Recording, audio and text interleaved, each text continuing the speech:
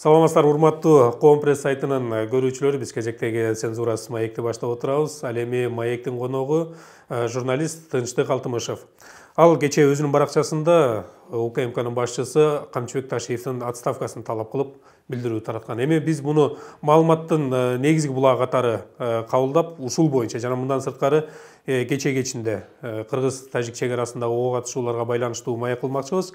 Студиябызга куш келиптирсиз. Жогоруда айтылгандай эле күтүүсүздөн эле кечээ өзүңүздүн ошол социалдык баракчаңызда жазып чыктыңыз. Камчыбек Ташиевдин отставкага кетишин талап кылуу менен же болбосо отставкага кетсин деген сөзүңүздө. Буга негизги себеп эмне болду? Саламатсыздарбы? Кутмандуу таңыңыздар менен Коом пресс сайтынын көрөрмандарына ыраазычылык билдирем. Сизге дагы мени чакырганыңыз үчүн ыраазычылык билдирем. Эми көчөөкү блогер катары менин жазган постум Камчыбек Ташиевге байланыштуу. Бул бир кетсин деген талап эмес. Балким ушундай болсо кандай болмок деген өз оюмду Камчыбек Ташиевге сунуш кылдым да. Анткени акыркы убактарда көрүп атасыңар, ушул Камчыбек Ташиевдин иниси качан кетет экен, качан жазат экен, ушул бойдон калып калабы деген бир тарап. Анан Шайырбек Ташиев эмне үчүн кетиш керек? Шайырбек Ташиевди эл шайлаган, ал артында Жалал Абадтын шайлоочулары турат 100 миңге чукул. Анан 20 миңден ашык голос алыптыр, эмнеге кетиш керек деген эки талаш маселе туруп калды да. Анан мындай анализ жасап келгенде чындап эле УКМКнын төрагасын Кыргызстанда эл шайлабайт. Бул дайындоо менен келген кызмат. Иниси Шайырбек Ташиевди болсо мыйзамдуу түрдө шайлоо менен атаандаштарын таза жеңип чыкты. Шайлоодо дагы Шайырбек Ташиев тарабынан кандайдыр бир мыйзам бузуу болгонун, добуштарды сатып алганын же бир фальсификация жасалма жолдор менен добуш алгандыгы тууралуу эч маалымат жок да, туурабы? Анан экинчиден бул отставкасы өткөндөгү Камчыбек Ташиевдин туугандарына байланышкан жана Жалал Абадтагы нефтегаздагы иликтөө боюнча болуп атпайбы? Эми ал иликтөөдө Шайырбек Ташиевдин түздөн бир кагазда колу да жок.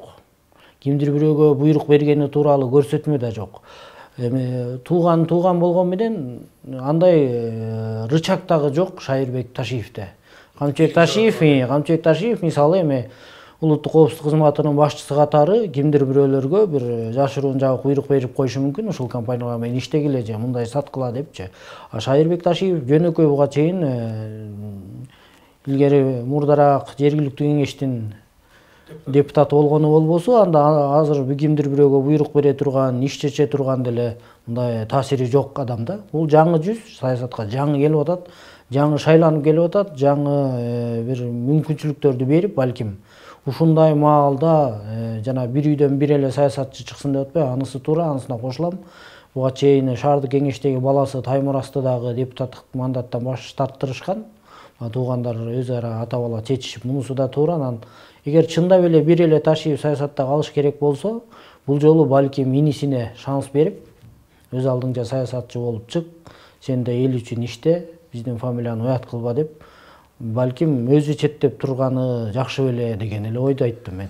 Дагы бир журналисттердин арасында мындай маалымат бар да, коомчулукта деле ошол социалдык тармактарда жаран активисттердин арасында Тынчтык Алтымышевдин кандайдыр бир булактары бар. Мисалы ким кызматка келерин, же болбосо тескерисинче ким кызматтан кетери тууралуу алдын ала маалыматтарды алып турат деп, мисалы буга чейин деле ошол депутаттардын мандатын тапшыргандыгында айрым бир депутаттардын, же болбосо тескерисинче кайсы бир адам кызматка келери тууралуу алдын ала маалыматтары болуп турат. Бул бала жазса жөн жазган жок деп. Эми бул жагына келгенде чындап эле бир имиштер барбы? Ушул УКМКнын башчысы кетет, же болбосо алмашат дегендей. Эми маалыматтык оперативдүүлүк жактан чында Кудайга шүгүр 2004-жылдан бери журналистиканын казанында кайнап жүрөбүз. Саясий элитанын дагы өкмөттүн курамы түзүлүшүндө дагы коомчулук арасында да активисттер менен дагы тыгыз байланышым чоң. Маалыматтар алдын ала келип, анын үстүнө биринчиден анализ. Биз дайыма мониторинг жасап турабыз саясатканан, ошондон эле белгилүү боло баштайт алдыдагы саясий окуялар. Экинчиден туура булактарыбыз дагы жетиштүү.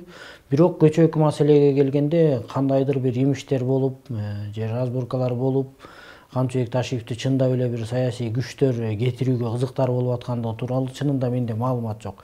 Кетери тууралуу да маалымат жок.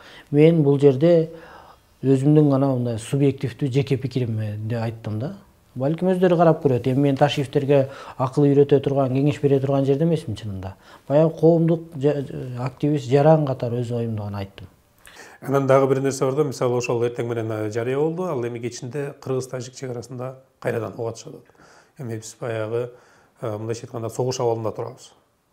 Анан кийин расмий согуш жарыяламаган күндө дагы азыр адамдар окко учуп атат, жарадарлар бар. Эми мындайча айтканда каза болгондор жок эле болсун деп тилек кылып туралы. Ушул шартта мисалы дагы бир нерсе бар да, ички саясатты кое турсак деген. Анан бул жерде жанагы ашууда ат алмаштырбайт деп коет эмеспи кыргыздарда. Бул жака келгенде кандай? Ал постуңузду калтырып, андан ары дагы ушул пикириңизди айта бересизби же болбосо кандай? Эми ал пикир катары жазылды. Анан бирок анын Instagram баракчаларда өтө көчө аябай талкуу болуп, өтө чоң мындай резонанс жаратып, таратканын көрүп алып, мен балким менин жеке оюмду кайсы бир саясатчылар, кайсы бир саясий күчтөр пайдаланып, ушу байрактай кылып көтөрүп чыгып, мына эл айтып атат деп менин жалгыз жеке пикиримди бир пайдалангандай бир сезим калтырды да магачы. Балким ушу менин ошол постумду бирөөлөр пайдаланып, чындап эле баягы бир ички интригага пайдаланып, бир окуя жаратып аткандай элес калтырды да. Бирок эми ал менин бир эле айтылган оюм, бир эле пикирим, мен анын артынан түшүп, баягы кетсин дегендерден эмесмин. Аны өздөрү чечет, дагы бир жолу айтам. Анан албетте мындай сыр-чатак маалында биз ички саясатты, ички разборкаларды, кызмат талашууларды, таасир талашуулардын баарын жыйыштырышыбыз керек. Биз ушул деги эле кайсы бир экономикалык, социалдык, саясий реформаларга баруудан мурун эң биринчи биздин маселе азыр Баткен болуп турат. Баткен окуясы бүгүн же кечинде эле чыга калган жок. Бул 30 жылдан берки көйгөй. Ар дайым ушул жаз башында, жайында, күзүндө мындай түпөйүл болуп Баткен башталып кетпесе экен деп бул жакта турган кыргыздар, жалпы кыргызстандыктар түпөйүл болобуз да дайыма. Мен ушул акыркы эл аралык саясий окуялардан кийин, өткөндө мына Казакстанда окуялардан кийин дагы тажиктердин мындай окуяларга барарын, абдан акыркы учурларда курал жарак боюнча абдан катуу иштеп, курал жарак топтоп атышкандыгын ойлоп, мисалы мен булар дагы бир нерсе чыгарбаса экен деп эле тургам. Анан тилекке каршылар башташты, агрессиялык жол менен эл аралык келишимдердин баарын бузуп атышат. Мына сырткы күчтөргө колдонулушу керек болгон Россиядан алган оор техникаларын, аскер техникаларын көчө чекарага алып келгени жөнүндө маалыматтар келип атат. Оор артиллерия менен ок атканы тууралуу маалымат келип атат. Ошон үчүн биз муну юридиканын тили менен, журналистиканын тили эмес, бул жерде жеткиликсиз, юридиканын тили менен булардын агрессиясын далилдеп, далилдерди топтоп, эл аралык коомчулуктун көңүлүн бурууга аракет жасашыбыз керек. Эгер эл аралык коомчулук көңүл буруп, Рахмондун агрессиясын тааный турган болсо, экономикалык блокадага алып, бир изоляцияга киргизип, кысым жасап, эл аралык баягы сүйлөшүүлөрдүн жолу менен эл аралык экономикалык бир рычагтарды пайдалануу менен бул маселелерди чечүүгө Рахмондун бийлигин мажбурлоого туура келет да. Биз ошол багытта гана иштешибиз керек. Азырынча ички саясатка, ички интригаларга эч кандай орун жок. Эми азыр жогоруда айтып атпайбызбы, жана юридикалык шартта ошонун талаптары менен иштешибиз керек. Бирок ага чейин биз кабардар кылышыбыз керек да коомчулукту, дүйнөлүк коомчулукту дейли, эл аралык коомчулукту. Бул шартка келгенде кайра эле журналисттердин эмгеги, биздин эмгек керек болот. Мындайча айтканда, ошол эле журналисттер маалымат таратууда кимиси оперативдүү, кимиси күчтүү боло турган болсо, ал жеңишке ээ болот. Анткени азыр куралдан дагы, ошол куралдын пайдалангандан дагы аны кандай пайдаланды деген маалыматты берип чечиш керек. Но соңку мына кеченки окуяда биз маалымат согушунан кичине артта калып аткандайбыз. Алыстыгыбызды көргүзүп аткандайбыз. Же азыр теңме-тең болуп атабызбы, же биз күчтөмдүк кылып атабыз, кандай кылып атабыз? Буга чейинки чыр-чатактарда, апрелдеги орун алып кеткен окуяларда биз чынында маалыматтан бир аз аксап, артта калып баратып, бирок позициябызды биздин жарандык коомдун күчү менен, ошол эле чет элдин тилдерин билген биздин күчтүү жаштарыбыздын, мекенчил жаштарыбыздын күчтөрү менен баягы кайтара алдык да, биздин кайтара алдык маалыматтык согуштачы. Бирок ошондон кийин бир зарылчылык пайда болгон. Ушул Баткендеги чыр-чатактар боюнча бир маалымат борбору иштеп, ага биздин көз карандысыз дагы мамлекеттик дагы телеканалдар кирип ошол жерде мисалы азыр губернаторго чоң укуктар берилбеди, Баткенге атайын статус берилди, макам берилди, мыйзам чыкты, президент указ чыгарды. Ушул негизинде, ушул мыйзамдын негизинде Баткенге бир дайыма иштей турган оперативдүү маалыматтык штаб губернатордун оң колунда, оң колтугунда отуруп иштеп, биз баардык социалдык тармактарда тарап жаткан маалыматтардын баарын ошол борбор кыргытып, ошол жерде бир антифейк дейбизби, бир маалыматты талдоочу, мониторинг кылуучу, аныктап далилдеп чыгуучу бир күчтүү балдарды коюп, жана факт чекинг сыяктуу эле биз күчтүү бир журналистиканын очогу ошол штабта туруп биринчи маалыматтарды, анан такталган маалыматтарды таратуунун үстүндө иштеп турса, бул абдан жакшы болмок да. Тилекке каршы биз биригип атабыз, маалыматтык коопсуздук жагынан бир бололу деп атабыз, бирок болбой эле азыр социалдык тармак деген күчтөнүп кетти. Жарандык журналистика азыр ар бир адам, ар бир жаран журналист, колунда телефону бар адам журналист, көргөн билгенин, укканын таратып, анан мындай учурда сырттан карап тургандагы бир атайын күчтөр болот, сөзсүз. Провокацияны жасай турган күчтөр болот. Алар тиги Сириядагы ар кайсы согуш болуп аткан Африка өлкөлөрүндөгү видеолорду деле Тажикстанга чаптап, Кыргызстанга чаптап, элдин башын айландыруунун аракетин кылат да. Ошон үчүн мунун баарын тосмолош үчүн бизде маалыматтык оперативдүү топ иштеш керек болуп турат Баткенде. Дайыма ал жерде дайыма интернет, баардык техникалык мүмкүнчүлүктөрдү коюп беришибиз керек болуп атат да. Эми сиз буга чейин жарандык коомду дагы, Баткендин активисттерин дагы ошол борборго бириктирсек жакшы болот эле. Буга чейин сөз болду, жанагы канча бир жылдан бери журналистикада жүрөм деп. Анан кийин мынакей түнү менен ошол эле массалык маалымат каражаттарынын өкүлдөрү маалымат жарыялап турду. Кайсы маалда? Түнкү 2би, 12би, таңкы 4бү ошол эле интернет блоктарын ачсаң, жаңы маалыматтар келип атты. Эми ушул азыркы тапта бул журналисттердин башы биригип иштеп атабы? Кандай болуп атат? Мисалы ошол эле коомчулукка маалымдап кетиши үчүн биз кайсы жактан ошол карапайым эл кайсы жактан маалыматты таза, так маалыматты ала алат? Эгерде ошол эле нарында болобу, таластабы, көлдө ошол эле дыйкан болобу же малчы болобу, так маалыматты алыш үчүн кайсыл булактарга таянса болот? Азыр эми техника өнүгүп кеткен заманда элдин баары баягы үйүнө кирип эртең менен кечинде телевизор көрбөй калды азыр. Сен айткан койчу дагы, дыйкан дагы, бизнесмен дагы, базардагы соодагер дагы колунда телефондон, телефондун ичинде YouTube каналдардан көбүрөөк маалымат алып, YouTube'га көбүрөөк таасирленип, YouTube каналдарынын аудиториясы бизде аябай чоң да. Ошон үчүн журналисттер, биздин өкмөт жанагыдай эле күчтүү бир YouTube каналдарды өзүнө тартыш керек, же өздөрү YouTube каналдарды ачыш керек, өздөрүнүн жана мамлекеттин каржыланып аткан, эбегейсиз каржыланып аткан чоң телеканалдарды ушул башка маалымат булактары кандай азыркы замандын форматында иштеп атса, ошого өткөрүп, ийкемдүү анан оперативдүү маалыматты жеткирүүнүн аракетин кылыш керек да. Бул жерде жанагы сен айткандай, элдер биринчиден биздин калк провокацияларга алдырбай, божомолдорго, дөдөмөлдөргө ишенбей, расмий гана маалыматтарга таянып, расмий баракчаларга чыккан, расмий аккаунттарга чыккан маалыматтарга көбүрөөк ишенсе жакшы болот эле. Анан кийин буга чейин айтып кетпедикпи? Мисалы өздүк булактар бар, анан кийин байланыштар бар, ошол эле маалыматтарды мониторинг жүргүзүп турам деп. Эми бул жерге келгенде азыр абал кандай өңүттө кетиши мүмкүн? Биздин шарттарыбыз кандай болуп атат? Биздин шарттар албетте эми чек ара маселесин чечүүгө Кыргызстан башынан эле 30 жылдан бери ынтызар. Биз өзүбүздүн баягы жакшы варианттарды сунуштап көргөнбүз буга чейин дагы. Бул жерде бир гана маселе, чек ара маселеси ушундай экен, экинчи тараптын макулдугу чечилбейт. Мен дайыма айтып келатам, Тажикстан Рахман бийликтен кетпей турган маалда алар чек аранын чечилишине кызыктар эмес. Рахмандын бир саясаты бар, жашыруун саясаты албетте, бирок баягы анализдердин негизинде белгилүү болгон.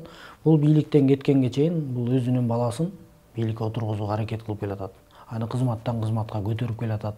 Ири баягы геополитикадагы саясатчылар менен тааныштырып, баласын баягы алдыңкы фонго сүрөп келатат. Быйылбы, эмдиги жылы баласын сөзсүз бийликке алып келет. Ошо баласын бийликке алып келүүнүн маалында буга бир элдин колдоосу керек. Атак, даңк керек болуп турат да, Рахмондоргочу. Мен ушунча жыл Тажикстанды башкарып турганда, Тажикстандын бир да метр жерин алдырган жокмун. Тескерисинче мен талаш чек араларды күчүм менен, куралым менен, акылым менен, дипломатиям менен чечсем дагы 2 метр жер болсо дагы, 5 метр жер болсо дагы Тажикстандын аймагын кеңейтип аттым деп айтыш үчүн бул чек ара чыжыгын азыр чечүүгө такыр жан өрөгөн жок да булар. Бул тескерисинче бул ошол эле элдин ичинде ынтымакты сакташ же болбосо өзүн колдоп туруш үчүн сырткы душманды Сөзсүз чек ара маселесинде эки тарап тең ойлогондой чечилбейт. Кайсы бир жерди алуу керек болот, кайсы бир участокту берүү керек болот. Анан албетте ата бабасынын иси жаткан жерди алар да бергиси келбейт, биз да бергибиз келбейт. Ушундай учурдан пайдаланып туруп анан бул жанагыдай саясат жасап, ички ынтымакты кармаш үчүн сырткы душманды ойлоп таап атат. Душмандарды атайын ойлоп таап, күчүн көргөзүп, мына биз керек болсо мына кол салып аттык, биздин куралыбыз күчтүү экенин далилдеп аттык, алардан мынча адамды окко учурдук деп баягы тажик элинин баягы көзүнө чаң сүртүп, топурак чачып, өзүн бир улуттук баатыр лидер катары көрсөтүп туруунун эле аракети болуп атат да. Биз мына ошону далилдешибиз керек болот. Эми мисалы биз мына кече ички иштерге кийлигишип кеттик деп нааразы болуп атабыз. Казакстандагы ички иштерге кийлигишип кеттик ошо ОДКБнын алкагында. Эми азыр Тажикстандагы биз дагы ОДКБдабыз. Бир уюмда ошол эле сырткы күчтөргө каршы чыгуу үчүн. Бирок биз буга чейин дагы ошол кыргыз-тажик жаңжалында ушул эле уюм эч кандай таасир кылган эмес. Мындайча жан үрөп ортодо ынтымакты чакырып, Казакстанда ички ишине кийлигишпейт. Эми азыркы шартта биз ОДКБны чакыра алабызбы? Ошол эле орустар менен казактардын аскерлерин жана талаш жүрүп аткан жерге ортого убактылуу болсо дагы ок атышпай туруш үчүн, катардагы жарандар окко учпаш үчүн ошол ортого чакырып койсок. Менимче ОДКБны биз чек арачыларына кийлигиштирбейли. Биз өзүбүздүн күчүбүз менен, анан жанагы мен айткандай эл аралык коомчулуктун күчү менен, эл аралык укуктук институттардын ырычактары менен бул маселени чечүүгө аракет кылганыбыз жакшы да. ОДКБны чакырсак, бул жолу келип коюшу мүмкүн. Келет, 3 күн турат, 5 күн турат, 3 ай турат. Өзүнүн кызыкчылыгына чечет, бирок чек ара маселесин чечүүгө кызыкпайт. Алар келет, эки элдин ортосуна турат, өзүнүн вазифасын аткарат, ок атууну токтотушу мүмкүн, анан кайра кайсы бир убакта чыгып кетет. Алар да түбөлүк турбайт да. Ошол ОДКБ басып турган маалда биздин чек аралар чечилип, тажикстандыктар биздин тажик бийлиги биздин бийликтин менен мунасага келет деген бул жомок да. Демек, кайсы маалда болсо дагы биз анан бул өнөкөткө айланып да кетиши мүмкүн да. Кайсы бир чыр чыккан сайын ОДКБны чакыра берсек, бул өнөкөткө айланып анан аягы кандай бүтөт? Казакстанга деле мисалы ОДКБнын айрыкча ОДКБ дегенде орустар да көзгө элестейт. Орустардын эбегейсиз курал жарактары, эмне деген армиялары кирди. Бирок анын кайра чыгып кеткенин биз азырынча билбейбиз да. Кайча кирсе ошол жакта болот. Канча куралы кирди, канча танкасы кирди, кайра чыктыбы, чыкпай калды, ал азырынча бизге белгисиз болуп атпайбы. Ошол үчүн кичине болсо дагы чыдап, андан көрө аларды кичине чыдашыбыз керек, аскерлерибизди күчтөшүбүз керек, куралдарыбызды алып атабыз. Конфликтке барбагандын, провокацияга алдырбагандын аракетин кылышыбыз керек, бирок катылган учурларда катыгын берип турууга дагы кичине эрк керек бизде. Эми соңку суроо болсун, мынакей азыр биз жанагы маалымат айдыгында согушуп атабыз. Буга чейин дагы бир кайталап суроо берейин. Юридикалык талаага келебиз деп атпайлыбы? Азыр биз ушул дүйнөлүк коомчулукка чыга алып атабызбы? Биз канчалык деңгээлде аларга биз өзүбүздүн маалыматыбызды берип жеткирдик? Же болбосо ал жака ошол эле дүйнөлүк коомчулукка Тажикстандын маалыматы көбүрөөк жетип атабы? Дүйнөлүк коомчулукка биздин активисттер, биздин журналисттер менимче жеткиликтүү эле маалымат жеткирди. Бирок бул жерде айта кетчү нерсе, ошол маалыматтарды коштоп биздин расмий органдар дагы бир билдирүүлөрдү расмий уюмдарга жеткириш керек болчу да. Мисалы өткөндө Сания Токтогазиева аябай жан үрөп юридиканын тили менен эбегейсиз чоң документти активисттердин, журналисттердин күчү менен топтоду, тиешелүү жактарга кат жөнөттү, бирок колдоо таппай калды да биздин бийлик тараптан тилекке каршы. Мамлекеттик деңгээлде колдоо болгон жок. Мамлекеттик деңгээлде ошол бир жакшы жасалган документтерди мамлекет дагы өзүнүн позициясын белгисе, ооба туура, биз ушул позициядабыз, биз ушул далилдерди баары биздин расмий күчтөрдө да бар, буга юридикалык баа бериңиздерди өтүнөбүз деген колдоо болуп турганда, бул ошол өзүнүн жемишин берет болуш керек эле да. Рахмат бизге убакыт алып келгениңизге. Жогорудагы маселелердин баардыгын ачык төгүнүн аныктагандай болдук. Эми бизде баягы эле сырткы душман эмес, андан көрө бу жерде позиция оппозиция болуп кичине талашып турганыбыз өзгө жеңил экен, мындайча айтканда. Себеп дегенде ошол эле чек арадагы жарандарыбыз тынчыраак жашайт, эч ким окко учпайт. Мындайча айтканда дыйканчылыгын, малчылыгын, айдоочулугун тынч жашоодо өткөрө берет экен. Биз дагы баарыбызга, өзүбүзгө дагы, элибизге дагы тынчтык каалайлы. Урматтуу Компресс сайтынын көрүүчүлөрү, биз кезектеги цензурасыз маекти жыйынтыктап жатабыз. Ал эми бүгүнкү коногубуз журналист Тынчтык Алтымышев болду. Бул жолугушууда, бул маекте биз Тынчтык Алтымышевдин ички саясат жана ошондой эле азыркы тапта когалаңдуу болуп жаткан Баткендеги окуялар, ага байланыштуу массалык маалымат каражаттарынын өкүлдөрүнүн милдеттери, кызматтары, аракеттери тууралуу сүйлөштүк.